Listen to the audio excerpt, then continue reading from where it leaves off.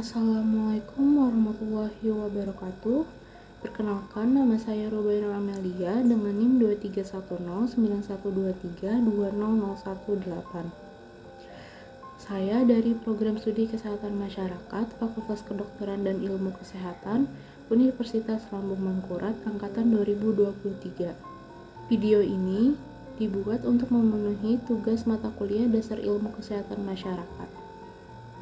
Ilmu kesehatan masyarakat adalah kombinasi dari ilmu pengetahuan, keterampilan, etika, dan moral yang bertujuan untuk meningkatkan derajat kesehatan dan memperpanjang usia semua orang melalui tindakan kolektif yang terorganisasi untuk mencegah penyakit dan memenuhi seluruh kebutuhan dalam kesehatan dengan menggunakan strategi pemberdayaan masyarakat untuk hidup sehat secara mandiri. Adapun 8 kompetensi sarjana kesehatan masyarakat, yaitu yang pertama, mengkaji dan menganalisis situasi kesehatan masyarakat atau analytic or assessment skills. Yang kedua, mengembangkan dan merancang kebijakan dan program kesehatan atau policy development atau program planning skill. Ketiga, berkomunikasi secara efektif atau communication skill. Yang keempat, memahami budaya setempat atau cultural skills. Yang kelima, memberdayakan masyarakat atau community empowerment. Yang keenam, menguasai dasar-dasar ilmu kesehatan masyarakat atau public health science skills. Yang ketujuh, perencanaan keuangan dan keterampilan manajerial atau financial planning and management skills. Dan yang terakhir, mampu memimpin dan berpikir sistem atau leadership and system thinking skills. Dari kedelapan kompetensi tersebut, saya akan menjelaskan lebih detail kompetensi yang pertama, yaitu mengkaji dan menganalisis situasi kesehatan masyarakat.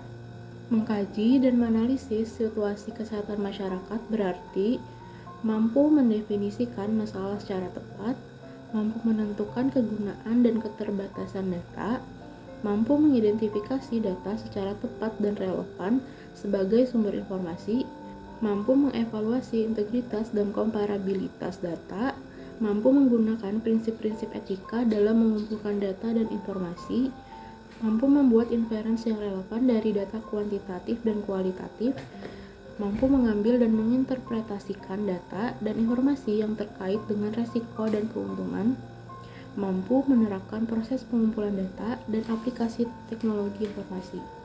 Yang pertama, mampu mendefinisikan masalah secara tepat.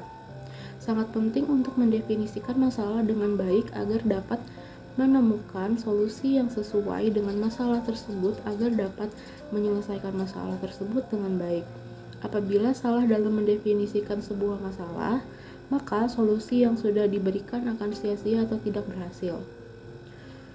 Yang kedua, mampu menentukan kegunaan dan keterbatasan data.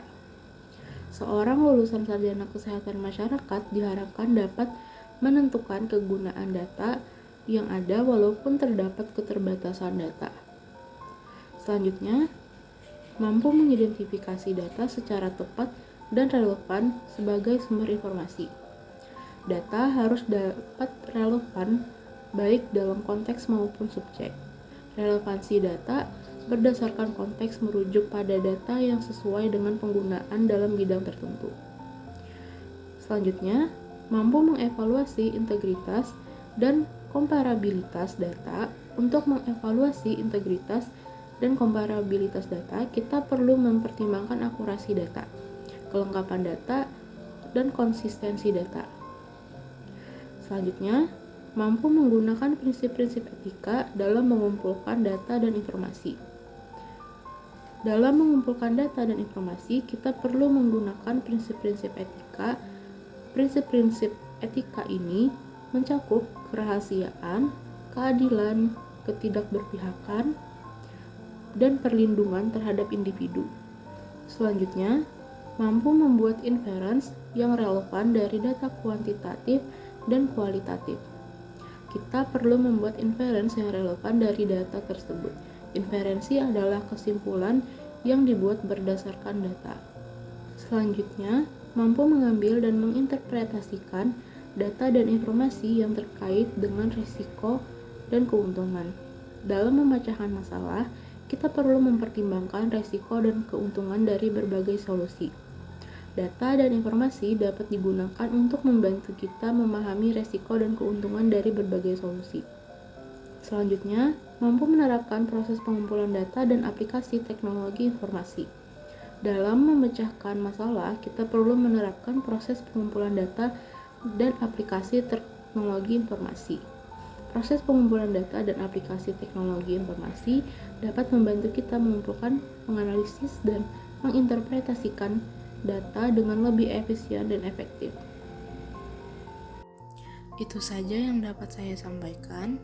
Mohon maaf jika ada kesalahan dalam penyampaian saya. Saya ucapkan terima kasih. Audio Jungle.